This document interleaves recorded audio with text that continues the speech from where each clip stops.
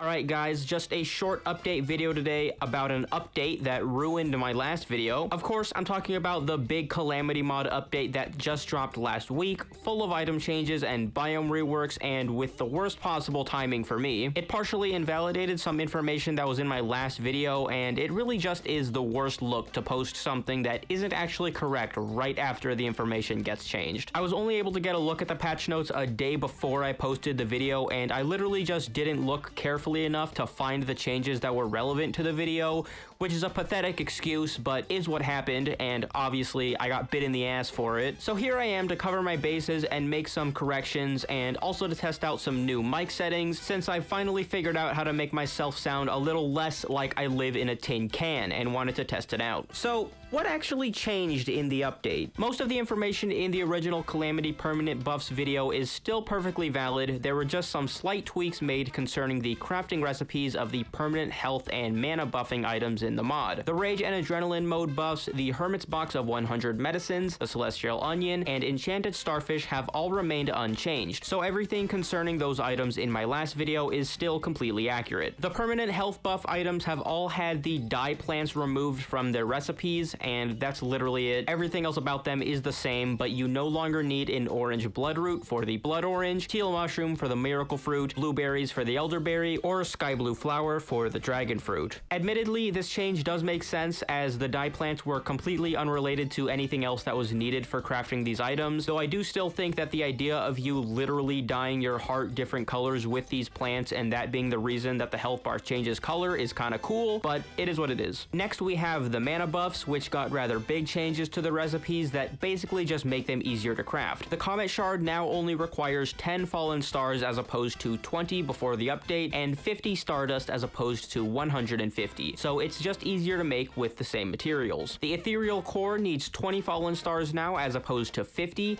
and no longer needs Meteorite Bars at all. And finally, the Phantom Heart now only needs 25 Phantoplasm to craft, where before it required 100, and 5 Ruinous Souls, needing 10 before the update. Which is nice, since Poltergeist gives you jack squat for Ruinous Souls when you kill him, so you're not breaking the bank spending 10 souls for this item anymore. And those are all the changes. Pretty simple. I do wish I had caught them before posting my video, and I have to give a shout out to this guy for actually telling me about them, although I won't say it's entirely my fault and that I just skipped everything when I was looking through the patch notes, since as far as I can see, the patch notes on the wiki aren't even complete and don't actually mention the mana buff changes at all as of the 26th of February. The recipe alterations weren't shown on the actual item wiki pages on the 24th when I checked them either, which is just the people that handle the wiki still being in the process of cataloging all the changes, which is completely understandable. All of my footage recording was finished at that point, but I probably should have just checked in-game and made sure all of the items were the same after the update came out, but I mean, you live and you learn, right? That's gonna be all for this one. If you haven't seen my video actually covering these items in depth and you're interested, then be sure to go check that out, and with that, I will see you in the next one.